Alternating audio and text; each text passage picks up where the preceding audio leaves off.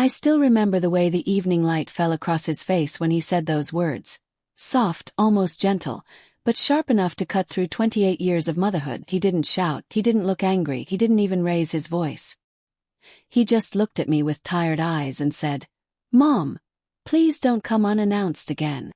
And then he turned away before I could say anything, before I could tell him that I hadn't come to cause trouble, that I only wanted to see him. That moment, those few seconds, felt like a lifetime folding in on itself, as if everything I ever gave, everything I ever sacrificed, every long night, every prayer whispered for him, became too heavy to hold at once. I stood there in the doorway of his new apartment, holding a small pot of biryani I had cooked with such pride. Tea was still warm, steam was still rising from it, winding upward like a small prayer that didn't know it had already been rejected. I had imagined the entire walk from my home to his. I imagined him opening the door with a smile. I imagined Sana calling me Mom the way she used to before the wedding. I imagined laughter, a little time together. Instead, Sana stood behind him with her arms crossed, eyes cold but careful, like someone who didn't want to say anything, but wanted me to hear it anyway. Saad didn't introduce me, he didn't say, "Mom, come inside." He didn't even ask why I came. He only said, "Please don't come unannounced." And those words, those simple, ordinary words that people say so casually, they pierced me deeper than anything I could have prepared for. Because Saad had never said that to me before. Not when he was a boy. Not when he was a teenager. Not even when he moved out after the wedding. I used to walk into his room every morning just to wake him up for school. I used to enter without knocking when he cried as a child. I used to come home early from work just to check on him, to make sure he had eaten. There was never a door between us. Never a moment when I felt unwelcome. And now, a single sentence broke something quietly inside me. I didn't say anything, I didn't defend myself. I simply stood there, holding the biryani pot, my hands trembling ever so slightly. For a moment, I thought he would change his expression, that he would soften, that he would realize how his words sounded, how they landed, how they cracked through my chest like thin glass, but he didn't. Saad didn't even notice, or maybe he noticed and chose not to feel. I don't know which one hurts more. I swallowed my breath before it could turn into a sob, and I told myself, "Don't cry here. Not in front of them. Not today." Mothers learn to swallow their pain the way they swallow salt. Quietly, until it dissolves. Sana walked back into the living room. Saad stepped out and closed the door behind him as if afraid someone might hear our conversation. And then, with the faintest sigh, he repeated, "Mom, please, just call before you come." He said it like I was a nuisance, like I was someone who barged in, like I wasn't the woman who carried him, fed him, raised him, protected him. I nodded. I forced a smile, the kind that lifts only half a face, and I handed him the pot of biryani. "Just made it for you," I whispered. But even I could hear how small my voice sounded. He didn't offer to return the pot, he didn't say thank you, he simply took it and said, "Okay, Mom. I'll talk to you later." Later. A word that never comes when children grow into adults who no longer need their mothers. He walked back inside, and I stood on the landing of his apartment building, listening to the click of the door closing, listening as the familiar bond between mother and son shifted into something I didn't recognize anymore. I walked home slowly that day, one step at a time, as if each step was a memory. His first day of school, his first fever, his first heartbreak, his wedding day. All of it replayed inside me like a silent movie. The world around me continued. Cars honking, neighbors chatting, children laughing. But inside me, everything had gone still. Cold. Quiet, like an empty room you still expect someone to walk into. I told myself he didn't mean it. That maybe he was tired. That maybe Sana misunderstood something. That maybe I arrived at the wrong time. Mothers always find excuses for the children they love. It's our weakness, our blessing, and our curse. But deep down, I knew something had changed.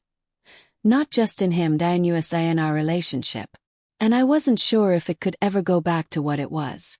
I didn't know then that this moment, this painful quiet doorway moment, was only the beginning. I didn't know that more distance was coming, more silence, more closed doors, more words I never imagined hearing from the son I raised with every piece of my heart. But that day, As I walked home with empty hands and a heavy chest, I whispered to myself the truth I was afraid to admit. My son is no longer mine the way he used to be. I stood there on his doorstep for a long moment after he walked away, longer than any mother should ever have to. The air felt heavier than before, as if the sky itself had lowered onto my shoulders. Even the quiet seemed to press against my ears.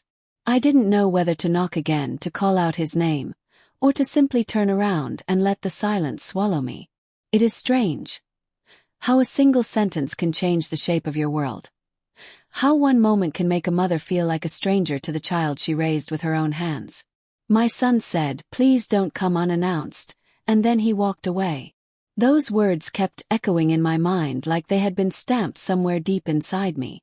I kept replaying the tone of his voice, not angry, not loud, not harsh, but distant. As if he were not speaking to his mother but to someone he owed nothing to. And I kept wondering, when did I become someone who needed an appointment to see her own child? The evening breeze touched my face, cold and almost pitying. I clutched the small container of his favorite sweet dish in my hands, the one I had made that morning with the same love I'd always carried for him. The warmth had faded from it, just like the warmth that used to define our relationship.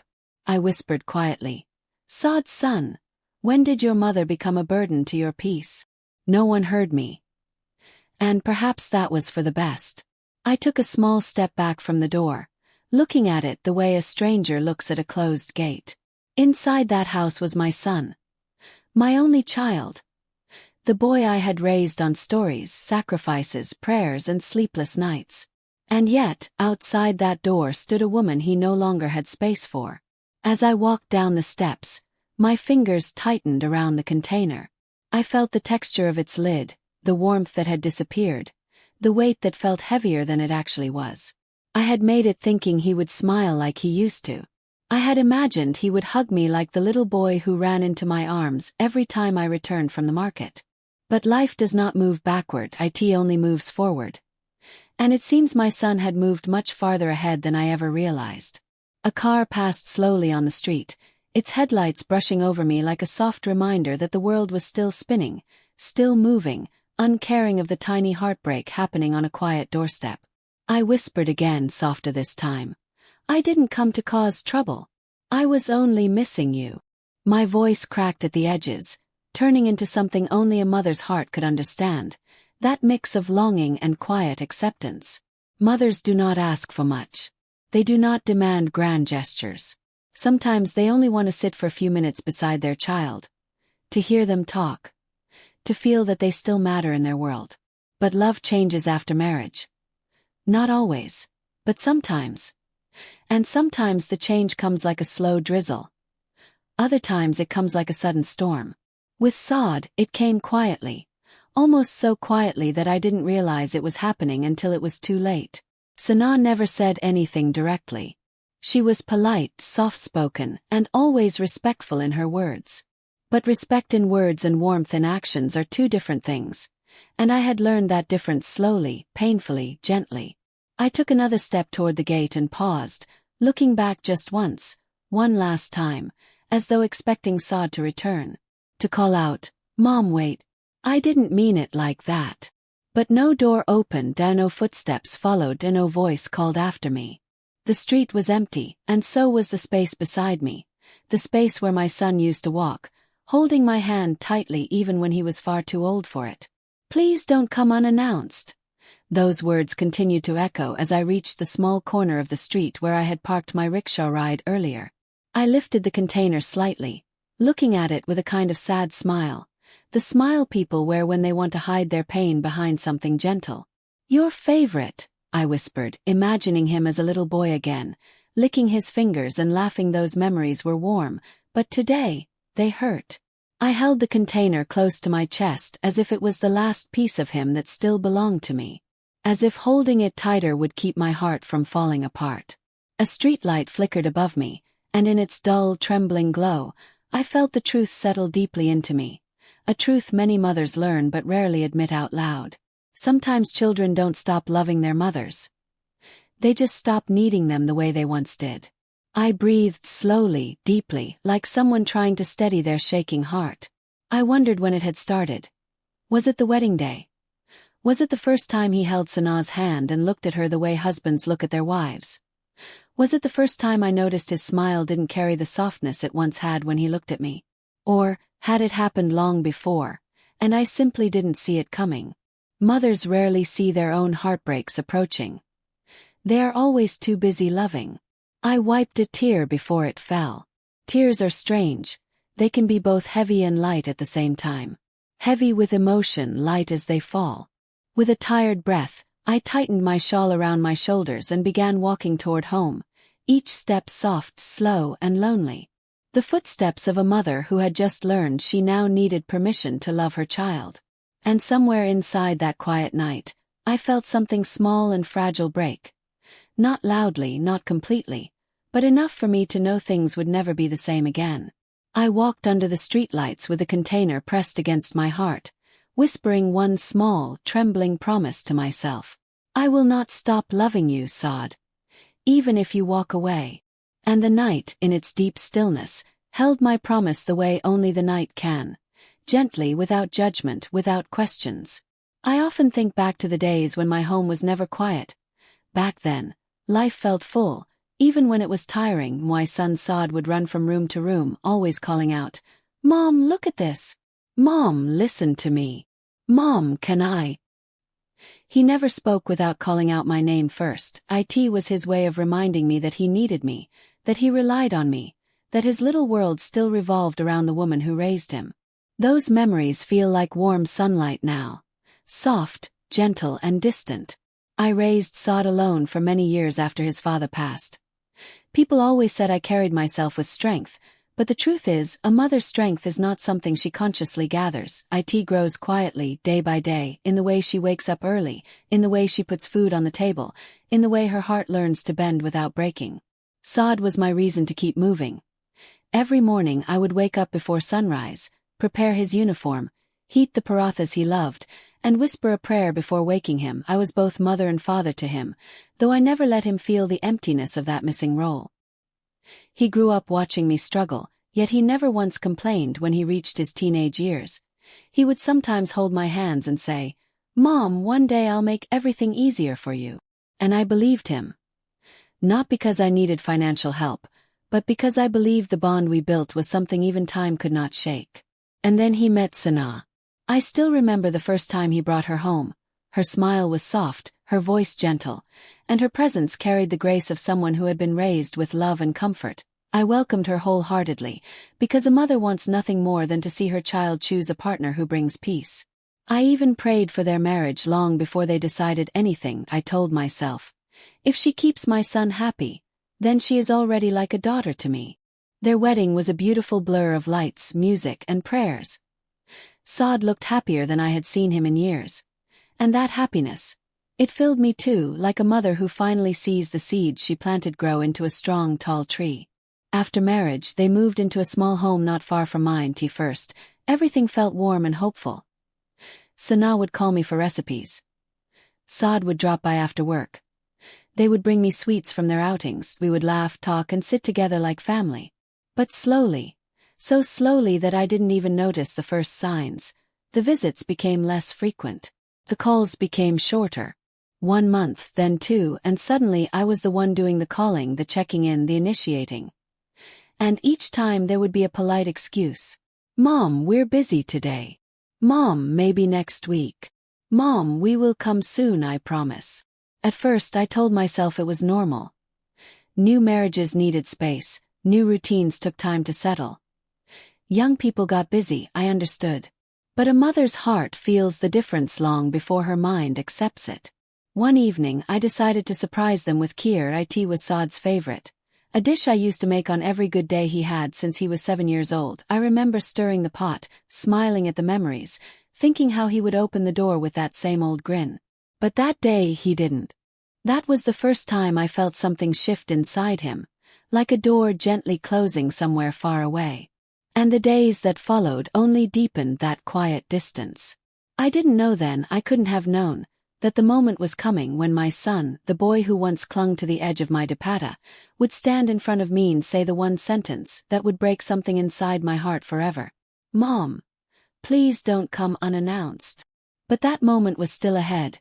For now, in this part of my story, I was still a mother trying to understand why her home had suddenly become too quiet, why her phone felt too still, why her heart felt the weight of an emotion she didn't know how to name. I remember the months leading up to Saad's marriage so clearly, as if someone stitched those days onto the inside of my heart. Everything felt gentle back then. Life was slow, predictable, and in its own way, kind. My days were filled with small routines: watering the plants in the balcony, folding the same clothes twice just to keep my hands busy, and waiting for Saad to come home from work so I could hear about his day. He always talked while washing his hands, like he didn't want to waste a single second. "Mom, today my manager said. Mom, you won't believe what happened. Mom, can you make tea? I'm starving." His voice used to fill the whole house. Even the walls knew him. And I suppose I got used to that. Too used. When he told me he wanted to marry Sana, I remember feeling something warm burst open inside my chest. A happiness mixed with a fear I couldn't name. Sana herself was polite back then, soft-spoken, always greeting me with a shy smile when she visited with her family. I thought, maybe Allah is giving me a daughter today. Sometimes when they sat together in the living room, I would watch them from the kitchen doorway. Saad laughing in that loud, bright way of his, and Sana covering her smile with her dupatta like she was afraid someone would catch her happiness. And I would think, he is safe. He has found someone who will take care of him when I no longer can. Many nights before the wedding, I sat on my bed holding the small box of jewelry I wanted to gift Sana. Simple gold bangles. Nothing fancy. But they were mine. From the years when Saad's father was still alive, the years when life was softer. I wanted to give Sana the parts of my life I never showed anyone. I wanted her to feel at home with me. But homes change. And hearts do too. Still in those days, I didn't know anything about the distance that would soon grow between us. I didn't know that after marriage, sons learn to walk differently. Sometimes toward you, sometimes away. Back then all I knew was love, pure, steady, uncomplicated love. I remember one afternoon just 2 weeks before the wedding, Saad walked into my room and sat beside me. He placed his head on my shoulder, the way he used to when he was little. "Mom," he whispered, "you'll always be my first home. Nothing will change." I believed him, that I believed every word as if they were written in stone. Because when a mother hears her child say something like that, her heart doesn't question it. It simply holds it tightly. Even on the day of the wedding, I stood in the corner watching them sit on the stage, looking beautiful and hopeful. The lights reflected off Sana's jewelry, and her eyes sparkled when she looked at Saad. Everyone was busy congratulating them, but I was memorizing the moment like a photograph only I could see. During the rukhsati, when Sana hugged her mother and cried, I felt a strange ache inside me. I whispered silently, "I'll be good to her. I'll make her feel loved." Because that is what we do as mothers. We welcome new people into our lives the same way we once welcomed tiny newborn hands. The first weeks after marriage were gentle. Sana moved quietly through the house, learning where things were kept, helping me in the kitchen. Saad would come home and spend time with both of us, telling stories of work, asking if we needed anything. I thought, see, nothing will change. Everything will be the same. Even better. But small things started shifting. Tiny things I didn't notice at first. Sana stopped joining me in the kitchen. She stayed in her room longer. Her smiles became thinner. Her tone became more careful. And Saad didn't talk as much. One evening, I overheard their quiet conversation from the hallway. "Saad, your mother worries too much," Sana whispered. "She doesn't give us space." A simple line. Soft voice. But it pricked my heart like a fine needle. It wasn't spoken with anger. It wasn't even spoken with rudeness. It was said the way someone points out a stain on a shirt. Casual, harmless. Barely a thought. But it stayed with me all night. I kept wondering, do I really bother them? Do I hover? Do I make them uncomfortable? I had never questioned myself like that before. But when children grow, mothers start doubting the things they once did with confidence. Still, the house was peaceful. Nothing big had happened yet. Life was still manageable, still familiar. But the air had changed ever so slightly.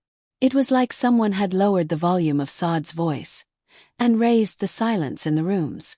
Some evenings, Saad went out with Sana without telling me. Sometimes they ate dinner late, just the two of them in their room. Sometimes they left the house early and returned after I was asleep.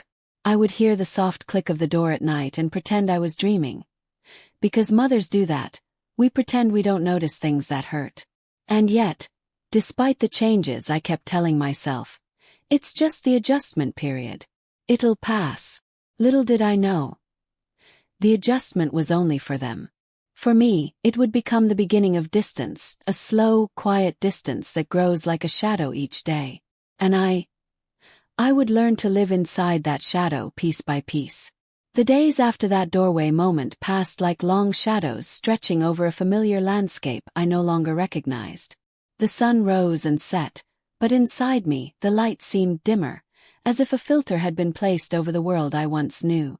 Every morning, I woke hoping that the previous evening had been a cruel trick of memory, that I would find Saad waiting at the door with the same smile, the same warmth that had always welcomed me, the same little voice that called out, "Mom, look what I made today." But the silence persisted. I began to notice small things first, little adjustments in routine, subtle shifts that seemed insignificant to anyone else but were seismic tremors to me. Saad no longer called me every morning to say goodbye before leaving for work. He no longer asked what I was cooking or whether I had slept well.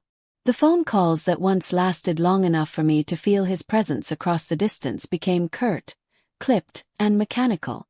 A yes here, a no there, punctuated with the faintest echo of someone trying to be polite but failing to bridge the emotional gap. Sana, too, had changed in her ways toward me. Not in an overtly harsh way but in a manner that carried a cold precision. She no longer smiled when she greeted me. She no longer lingered in the kitchen to chat while I stirred a pot of lentils or kneaded dough for rotis.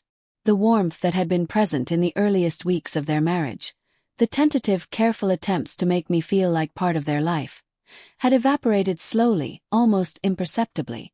Each time I visited, she seemed distracted, her attention flitting to her phone or the clock. And though she said nothing unkind, her presence felt like a boundary, a gentle but unmistakable reminder that I was now an outsider in the space I had once occupied freely. The first time I truly felt the weight of that distance was when I had cooked Saad's favorite dish, a small gesture that had always bridged any silence between us. That afternoon, I had prepared a pot of chicken biryani, fragrant and rich, remembering how his eyes used to light up when he smelled it from the doorway. I imagined him running toward me, wrapping me in his arms, exclaiming, "Mom, this smells amazing!" Instead, when I arrived, the door opened just enough for him to peek through. There was a flash of recognition, yes, but it was muted, careful. His words, short, clipped, deliberate, cut through the anticipation I had carried up the steps. "Mom, please don't come unannounced." The echo of that phrase haunted me. It was not loud, not angry, but it carried a weight that no volume could match. In that moment, I understood that the space between us was no longer physical. It was a chasm of unspoken understanding, a shift in perception, a subtle realignment of the heart. He was no longer the boy who ran to me with scraped knees, who leaned against my shoulder in moments of uncertainty, who needed the comfort of my presence like air. That boy was still inside him, yes, but now there were walls. Walls of adulthood, walls of a life shared with someone else, walls built with polite words and careful gestures. I tried to rationalize it at first. Perhaps he was tired, perhaps I arrived at the wrong time, perhaps Sana had said something that made him cautious. Mothers are adept at creating reasons to justify the distance of children they love. It is our defense mechanism, our way of keeping hope alive. And so I nodded, handed over the pot, and left with a trembling smile, trying not to let the tears fall. But the moment lingered, long after the door closed behind me. It replayed in my mind, each repetition gnawing away at the familiar warmth I had carried in my heart. In the following weeks, I became acutely aware of the new rules of engagement in our relationship. I could no longer walk into their home freely. I had to announce my visits, schedule my appearances, or risk the silent rejection that now accompanied uninvited entrances. Each time I called to see if they were home, I was met with a careful, measured tone, a polite but detached acknowledgement of my presence. Every invitation to tea or a shared meal seemed to arrive only after they had considered it thoroughly, weighed the necessity, and concluded that it was acceptable for me to intrude upon their private world. I began to feel the subtle shifts in Saad's demeanor as well. His smiles no longer reached his eyes. His voice carried the soft echo of formality, the practiced politeness of someone trying not to offend but equally trying not to be vulnerable. The closeness we once shared, the effortless intimacy, the unspoken understanding, was replaced with an air of distance, like we were both walking through a room filled with fragile glass, careful not to touch or break anything. I wanted to reach out, to remind him that I was still his mother, that nothing could erase the years of love and sacrifice that had built our bond, but every attempt felt like trespassing. Every call, every visit, every small gesture was met with a polite but unyielding barrier. Sanaa's presence, once a symbol of hope and harmony, now became a quiet reminder of the life that was no longer mine to influence. She was gentle, yes, but her gentleness had a boundary that I could not cross.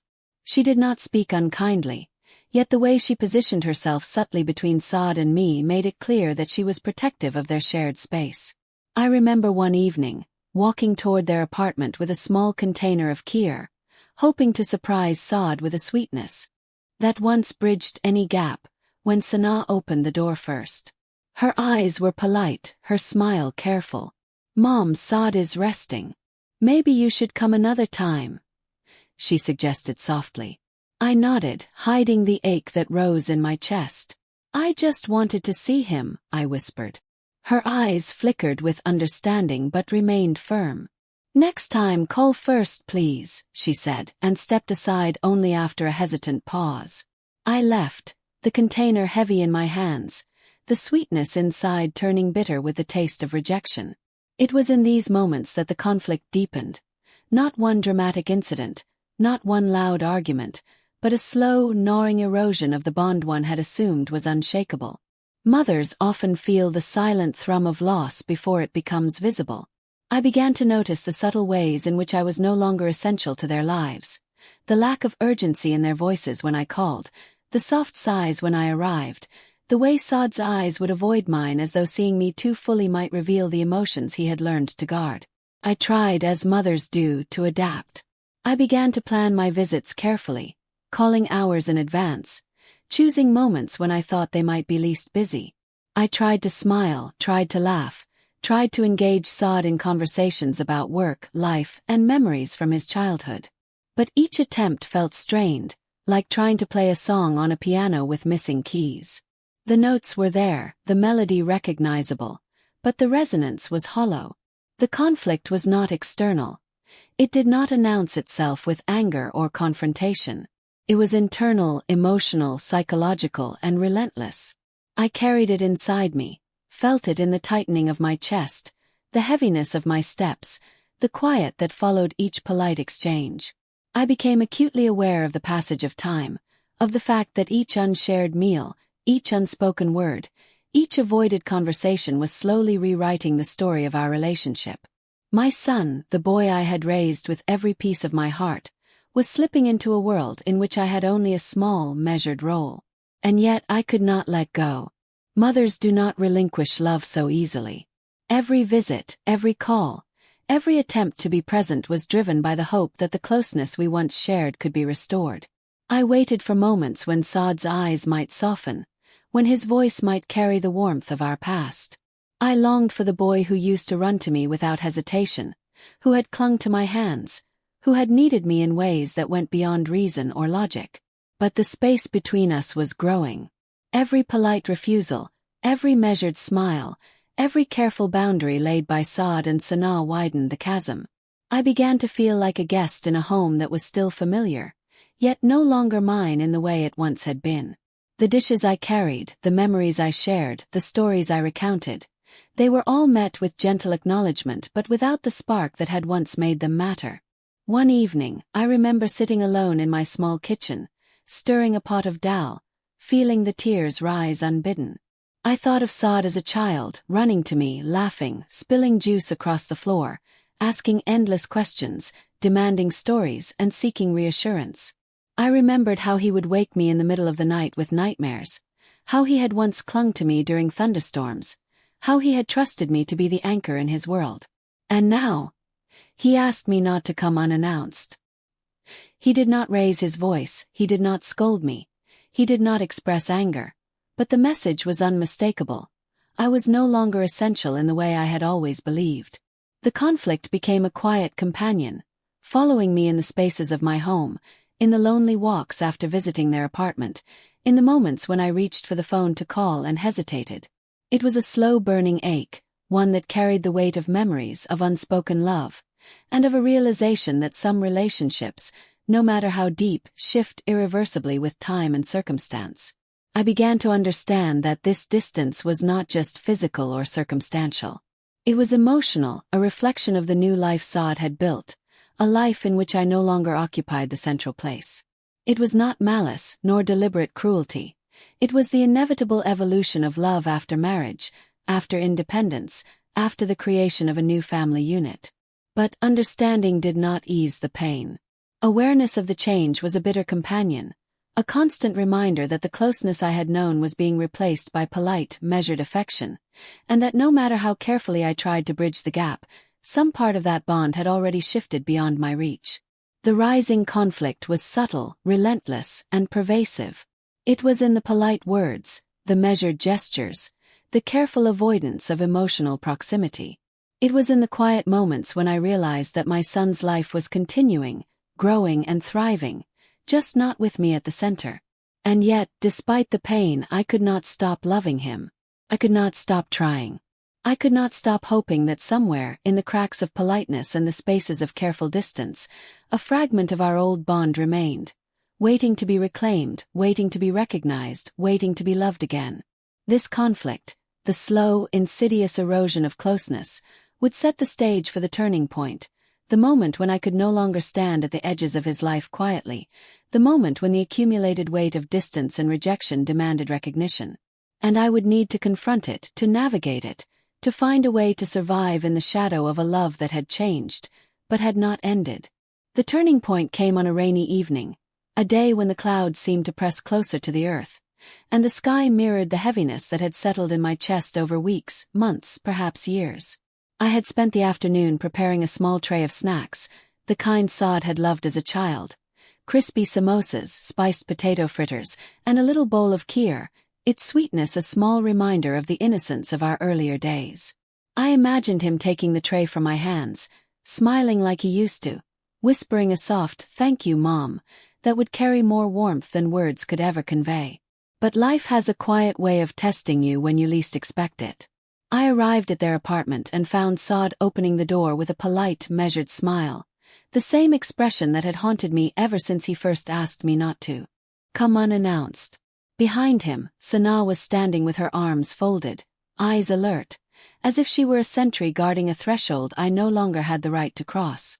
I stepped forward, holding the tray carefully, and said softly, "I made some snacks for you. I thought you might like a little treat after work." Saad looked at me, and for a moment I thought I saw the boy I had raised, the one who had always carried a spark of joy when I approached. But it was fleeting, gone almost immediately, replaced by a polite neutrality. "Thank you, Mom," he said, his voice calm, measured. "But we're a little busy right now." The words were innocuous, yet they carried the weight of years of distance in one simple sentence. I swallowed hard, trying to steady my shaking hands. "I just wanted to see you for a little while," I murmured, not wanting to overstep, not wanting to push him further away. But the hesitation in my voice betrayed the tremor of my heart, the quiet desperation that I could not conceal even if I tried. Sana stepped forward then, her presence firm yet composed. "Mom," she said, her tone soft but unmistakably authoritative, "Saad has had a long day. Maybe another time would be better. Another time. That phrase had become a refrain in my life. A word pregnant with the meaning of postponed closeness, of affection deferred indefinitely.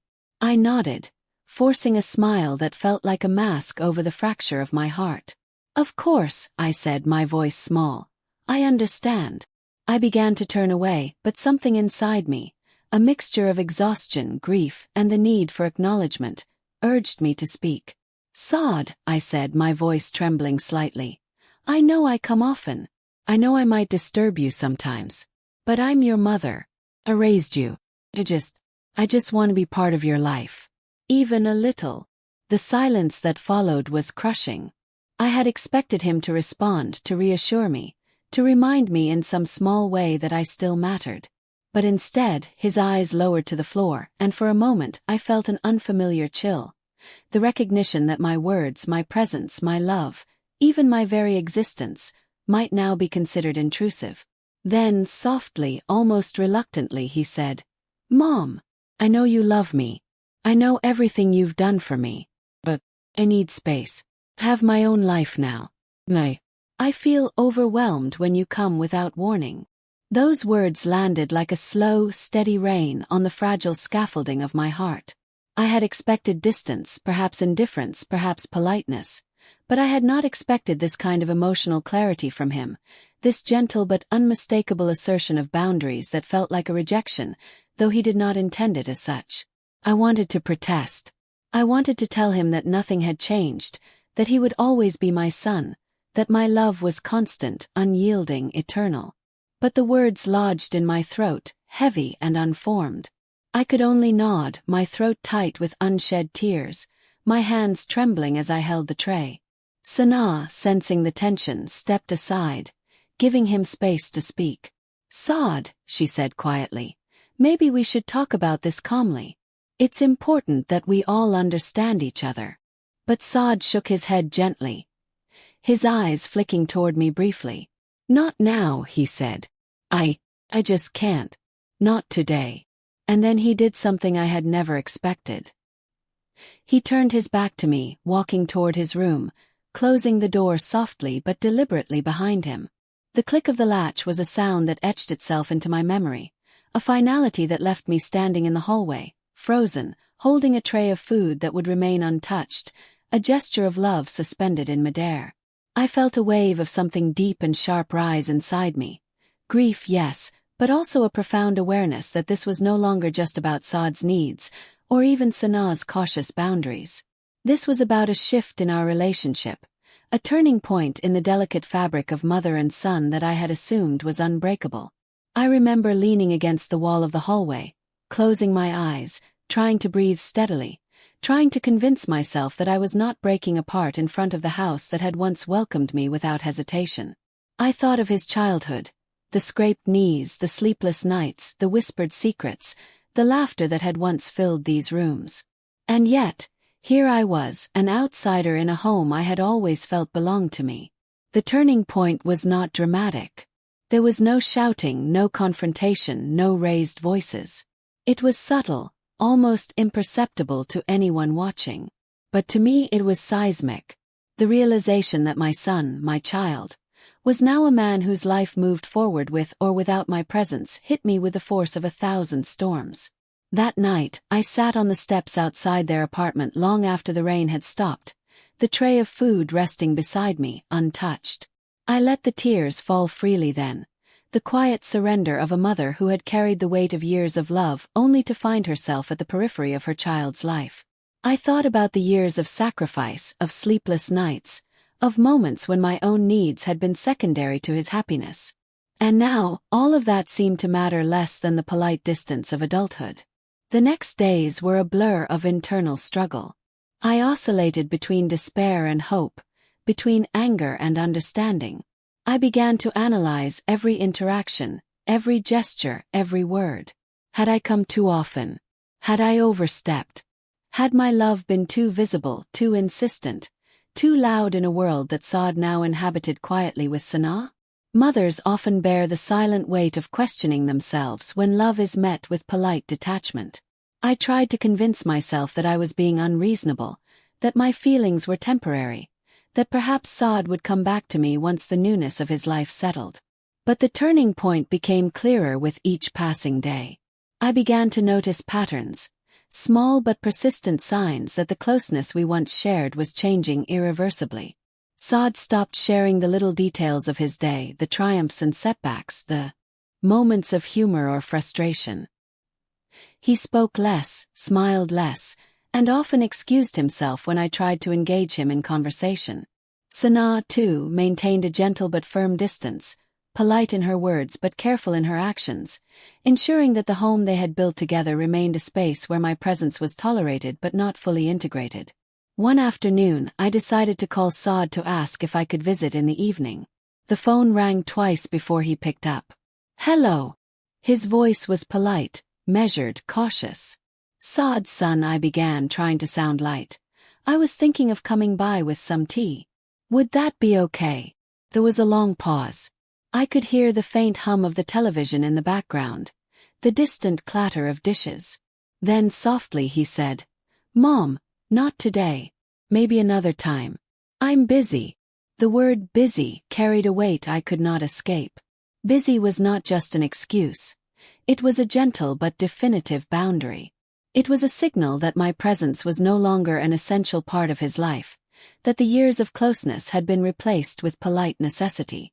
I swallowed the lump in my throat, forced a soft, "Of course, son, I understand," and ended the call.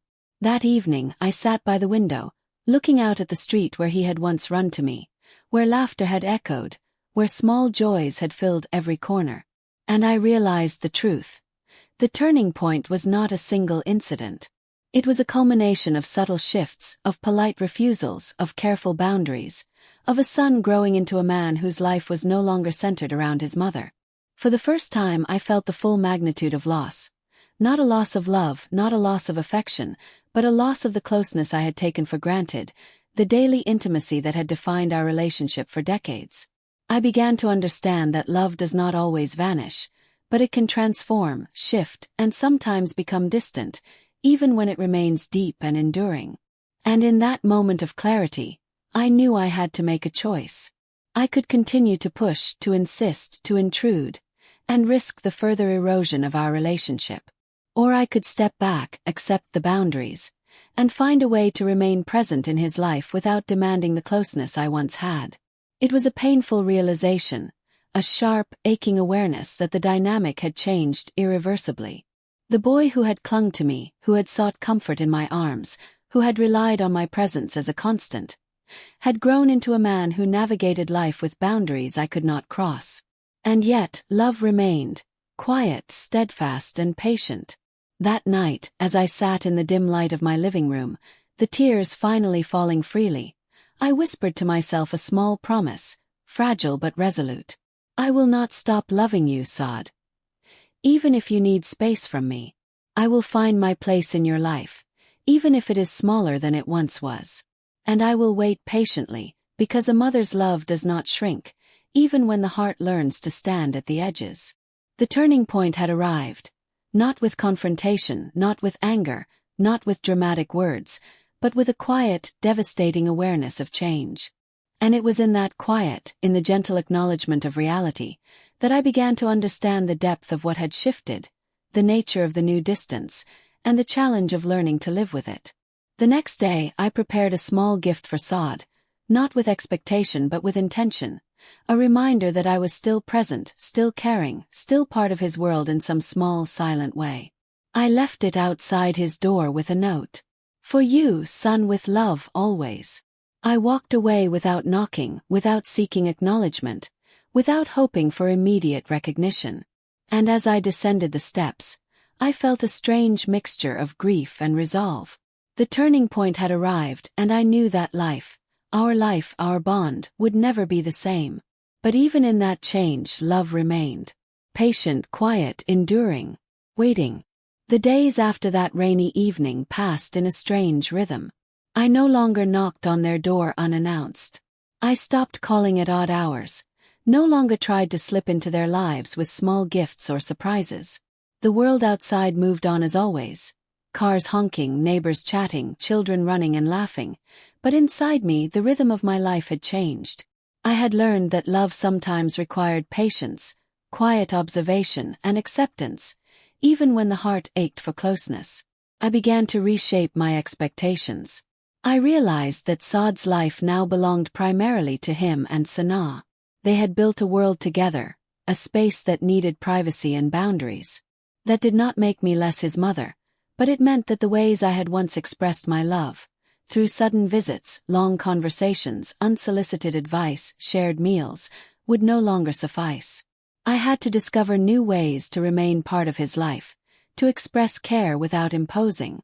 One afternoon I prepared a small box of fresh fruit.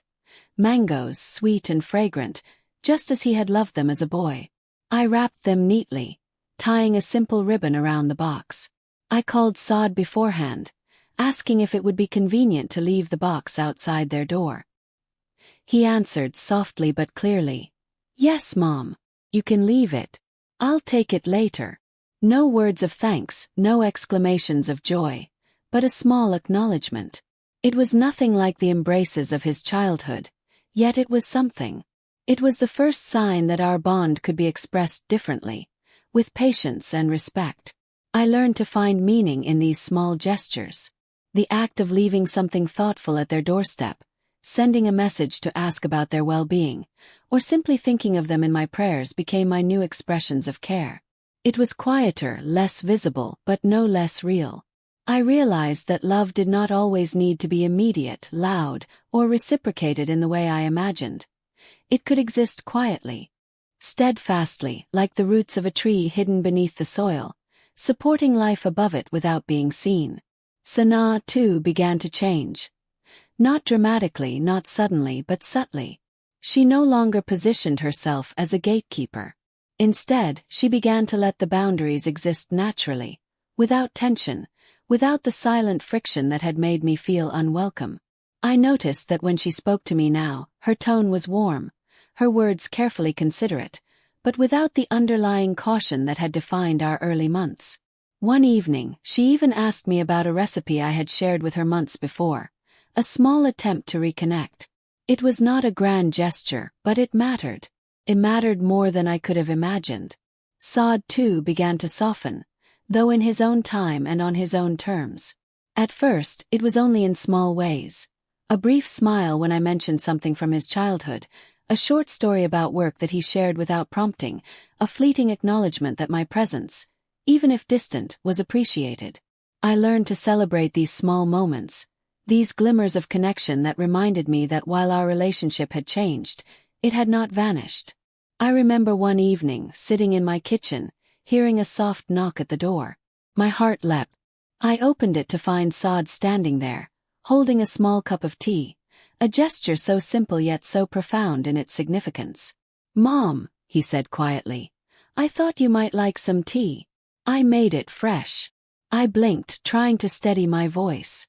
"Saad's son, you didn't have to."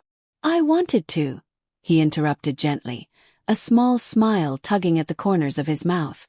I miss our talks, even if it's just for a few minutes." In that moment, I realized that the resolution of our conflict was not about restoring the past, not about regaining the unbounded closeness of his childhood, but about accepting the present and finding new ways to connect. Love could adapt, grow, and take new forms. It did not disappear.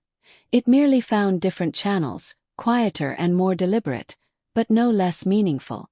I began to practice patience consciously, understanding that relationships, especially those between mothers and grown children, do not always follow the same patterns we once knew. I learned to observe without intruding, to care without overwhelming, to be present without insisting.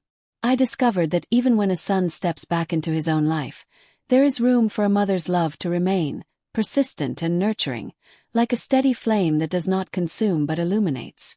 There were moments of doubt, of course. I would sometimes see Saad laughing with friends or Sanaa sharing a story with him, and I would feel a pang of jealousy, a sharp reminder of the closeness I had lost. But I learned to redirect that feeling, to let it become a quiet prayer for their happiness, a silent blessing sent into the world. I realized that loving someone does not mean holding them close at all times. It can also mean giving them space to grow, to live, and to navigate life on their own terms.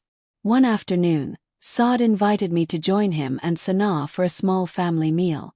It was not grand, not elaborate, but it was significant. Sitting at their table, I realized that the resolution I had been seeking was not about dominance, control, or insistence. It was about integration, about finding harmony in a new pattern of life. I shared stories from my day, listened to theirs, and noticed the subtle shifts. The small smiles, the glances of acknowledgement, the comfort that had quietly returned. I felt the tension of the past months begin to ease, replaced by a gentle rhythm that allowed space for both love and autonomy. Through these experiences, I came to understand that resolution does not always arrive in a single moment of clarity or reconciliation. It is often gradual, built in layers of small gestures, subtle acknowledgments, and the patient cultivation of understanding. Each cup of tea shared, each message sent, each mindful act of respect for their boundaries became a thread weaving us back together, not as we were, but as we could be in this new chapter of life. I also discovered the importance of self-care and emotional resilience. I could not rely solely on Saad and Sanaa for validation, nor could I place the entirety of my emotional well-being in their hands. I began to invest in my own life, in my own routines, my hobbies, my friendships. I found strength in prayer, in reflection, and in the quiet moments of solitude that allowed me to heal, to grow, and to hold my love for Saad in a way that was steady, unwavering, and patient. And then, one evening, something remarkable happened. Saad called me on his own, not in response to my calls, not because of any occasion, but simply because he wanted to hear my voice. "Mom," he said softly, "can we talk for a few minutes? I feel like I need you right now." I felt a surge of emotion, tears welling in my eyes. "Of course, son," I whispered, my voice trembling. "I'm here." We spoke for hours that night, not as we had when he was a child, but as equals navigating a relationship that had matured, that had transformed through distance and understanding. We shared memories, discussed his life, and even laughed together, tentatively, carefully, but with genuine warmth. I realized then that resolution had arrived. Not as a return to the past, not as a reclaiming of the closeness we once had, but as the emergence of a new, balanced relationship. One that respected his independence while allowing room for maternal love. Sanaa, too, began to ease into this new dynamic. Her presence no longer a barrier but a bridge. She included me in small ways, asking for advice, sharing plans, and respecting my presence as a valued part of their lives, without diminishing the autonomy they had established. The tension that had once defined our interactions softened into gentle collaboration, mutual respect, and shared care for the family we were becoming together. Through all this, I discovered a deeper truth. That love is not diminished by distance, nor is it weakened by the necessity of boundaries. Love can persist in silence, in patience, in acts of quiet care. It can endure changes in circumstance, shifts in routine, and the natural evolution of life. And sometimes it is in these quieter, subtler forms that love reveals its greatest strength. The capacity to adapt, to survive, and to flourish even when the familiar patterns of the past have dissolved. The resolution of our conflict was not dramatic, not defined by grand gestures or emotional declarations. It was subtle, incremental, and profoundly moving in its quiet constancy. It was a recognition that my place in Saad's life had shifted, but that my love, my presence, and my care could still be meaningful. It was the discovery of a balance, a harmony, a rhythm that allowed both him and me to breathe, to grow, to maintain a bond that was evolving but enduring. And as I walked home that evening, the street quiet beneath the soft glow of the lamps, I felt a sense of peace settle over me. The tray of snacks, the small gestures, the gentle conversations, they had become the new language of our relationship. It was different from the past, yes, but it was rich, meaningful, and full of potential. I whispered softly to myself, as I often did in moments of reflection. Love endures. Even when it changes shape, it remains. Even when it grows quiet, it is never gone. And in that quiet night, under the soft hum of life continuing around me, I understood that resolution had been achieved. Not through demand, not through insistence, not through clinging to the past, but through patience, acceptance, and the steadfast presence of a mother's love. Time moves in strange ways when the heart carries both love and loss.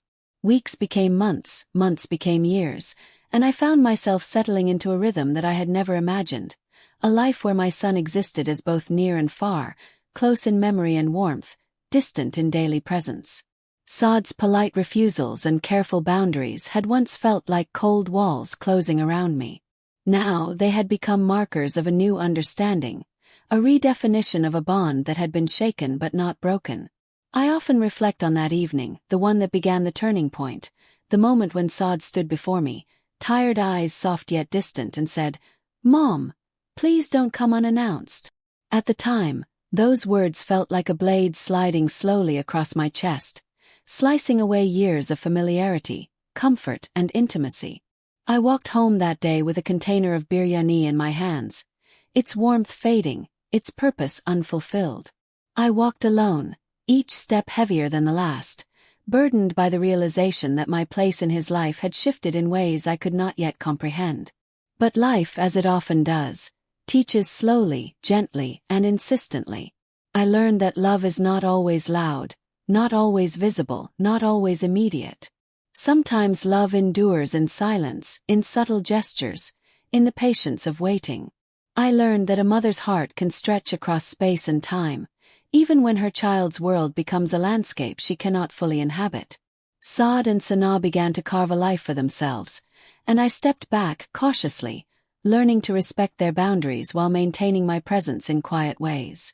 I sent small gifts, prepared favorite dishes for them to enjoy when convenient, and left messages that were gentle reminders of my love. I stopped expecting immediate gratitude, overt affection, or visible acknowledgement. Instead, I celebrated the small signs of connection: a nod, a smile, a brief conversation, a message acknowledging my presence. These became milestones of reconciliation, tiny bridges spanning the distance that had grown between us.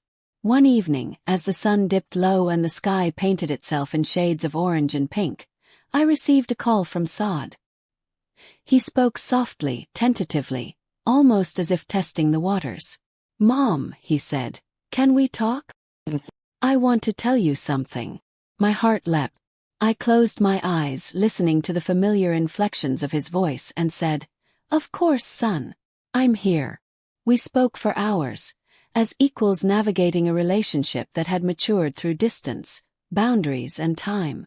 He shared details of his life, of his work, of moments of happiness and challenge.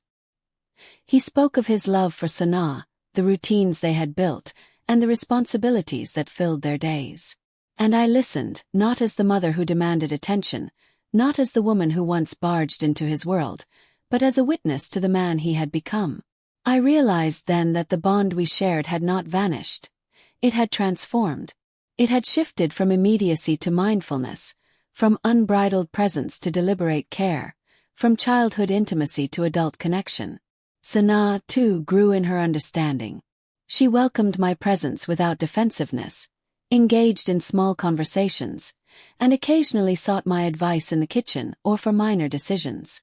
I discovered that love could coexist with boundaries, that respect could deepen affection rather than diminish it, and that a family could exist in harmony even when each member navigated life on different paths.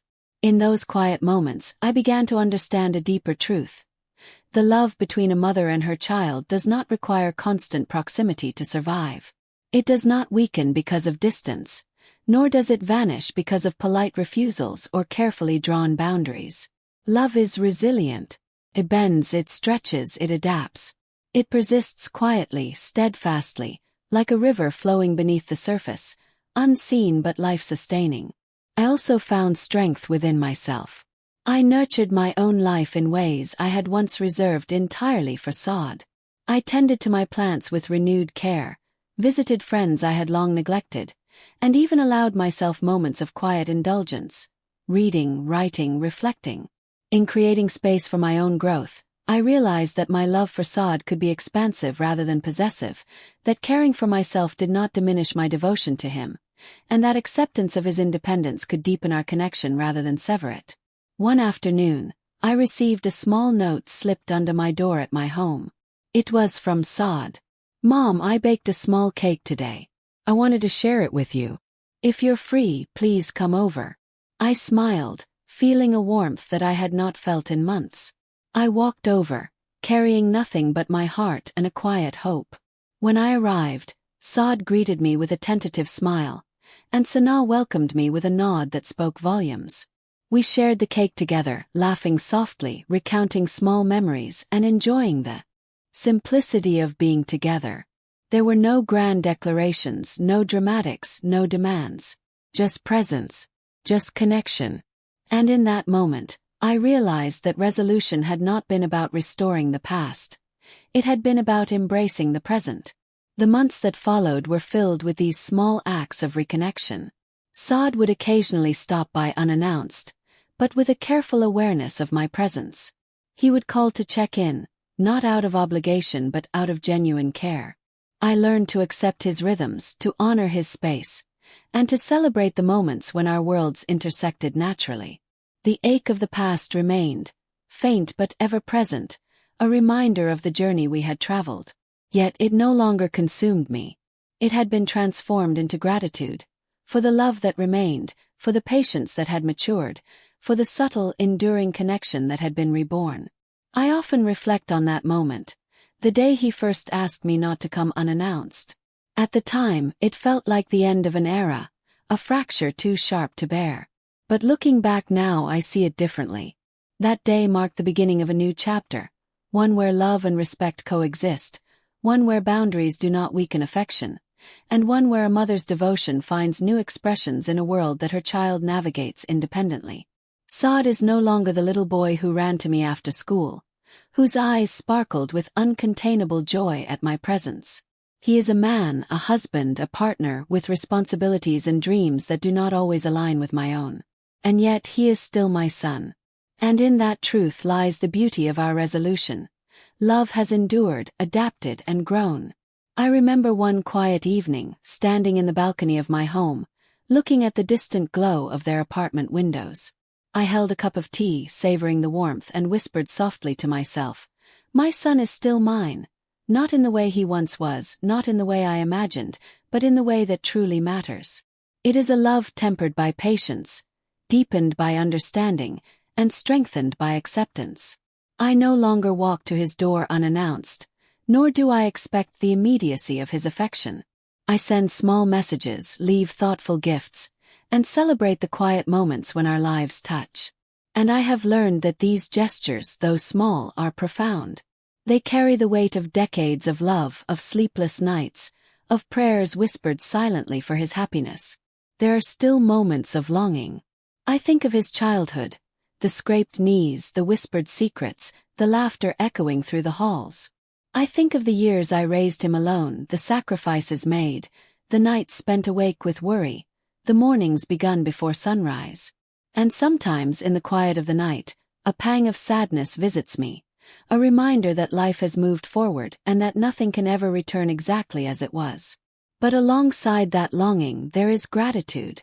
Gratitude for the love that persists, for the subtle acknowledgments that bridge the distance, for the moments of laughter, for the warmth that returns in small ways. I have learned that resolution is not about erasing pain, reclaiming the past, or forcing closeness. It is about accepting reality, nurturing connection where it exists, and trusting that love endures even when circumstances change. I often think about the woman I was the day Saad first said those words. I was fragile, broken, and uncertain. I felt rejected, invisible, and unneeded. I carried the weight of years in my hands, and I walked home with a container of biryani that went uneaten, a symbol of the love I thought was lost.